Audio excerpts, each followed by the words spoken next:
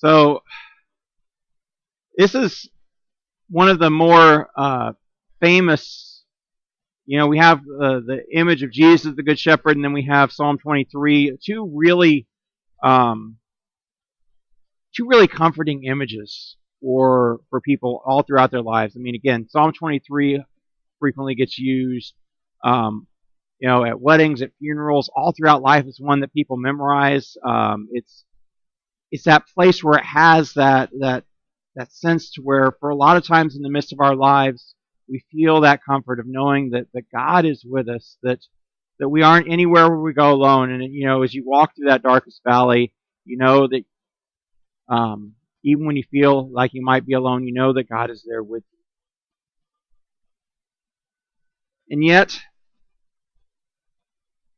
I don't know about anybody else, but I'm going to guess there's at least a few out there that have a bit of a rebellious streak at times. I'm going to guess that at some point when you were growing up, your mother and father tried to do what was best for you, and you responded to them like the teenager of, Mom, Dad, when are you ever going to understand? You'll never see things through my eyes, or that thought of, when I grow up, I'm never going to be like this with my kids. And then you say something and it's like, oh, my dad said that. Or you do something and it's like, wow, I'm doing this exactly like my mother did. What happened?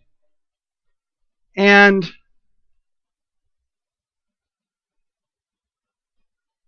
sometimes we don't realize that the things that are done to protect us or to care for us or to give us that safe space are for our own good. And so we go out and we try to do something different. We try to, the Good Shepherd may put us in the pen at night, and we look for that place where we can get our head under and then our back under and try and go out and do whatever else we can. And I think part of that demonstrates the patience of God, because God keeps bringing us back anyway. But I think part of it also, hopefully as we grow, as we mature, as we get hopefully a little wiser, we realize more and more that just like some of the things that our parents did for us were things that, here's where I can see value in this now. And also, as we grow, as we as sheep are have that time where we follow the Good Shepherd,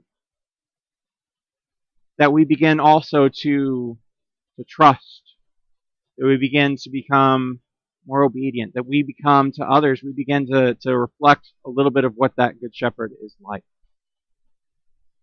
Now, again, one of the things about this image, and I never realized this until a couple of things that have happened in the midst of my life where I've actually had to work with sheep.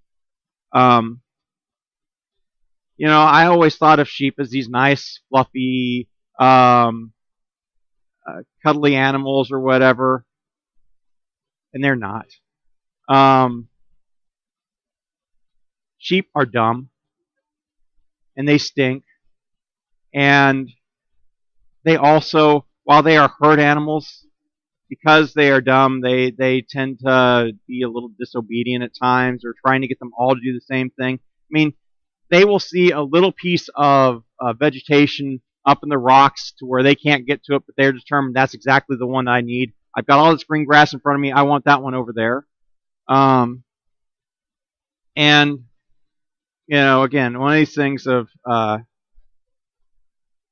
just also how helpless they really are. That they just can't take care of themselves. Yes, wild sheep do okay, but domesticated sheep by themselves, without the shepherd, they are easy pickings for anything out there. And yet, the shepherd cares for them. The shepherd loves them. And so I think it says something about both the shepherd, and it says something about us where this image gets applied. That it is, to me, an incredibly comforting image of who Jesus is, of who our God is. That, where we talk about God as the good shepherd, or Jesus is the good shepherd, the one who walks with us and leads us to the green meadows and the still waters, who walks with us through those dark times, whose rod and staff comforts us,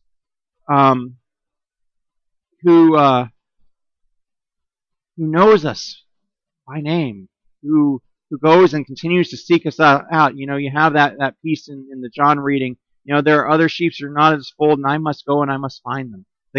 That's the character of God, that God is a seeking God, that God does not give up. God continues to go out and find and gather and bring in.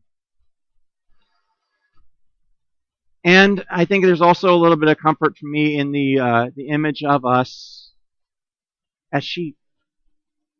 Because I know that there are times where I'm stubborn. I know that there are times where I am just plain dumb. I know that there are times where I go and I seek that which I think is that which seems so nice and bright and shiny at that moment. And I neglect everything that's been provided for me. And yet, even in the midst of all of that, God continues to go out and seek and find me and call me back.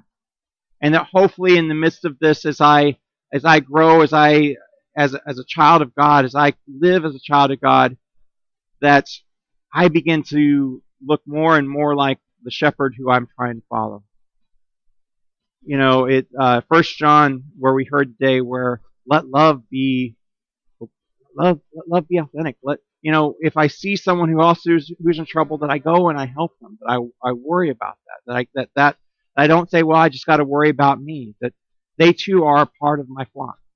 They too are a part of this that the shepherd does, and that the shepherd cares for, and because the shepherd cares for them, I care.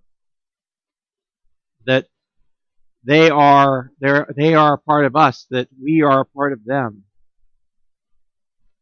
That we are all a part of this flock that depends upon the good shepherd for our own safety, for our own keeping, for our own being watched over.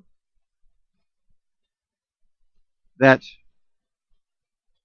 just like the good shepherd provides for our needs, sometimes the good shepherd uses us to provide for the needs of this world around us.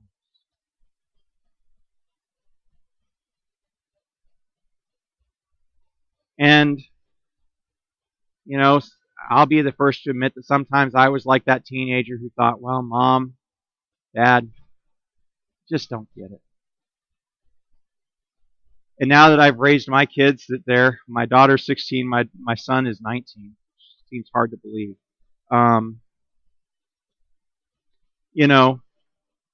I was amazed at how much I sounded like my mom and dad when I was growing up. And I become to realize, part of taking care of them was providing that boundaries, providing that space where they could grow, where they could be safe, where they could be taken care of. And yes, even though I'm sure that there are times like every other child growing up, tries to push outside those boundaries. That's part of it. Part of my job as a parent was to go and to watch out for them and to take care of them anyway.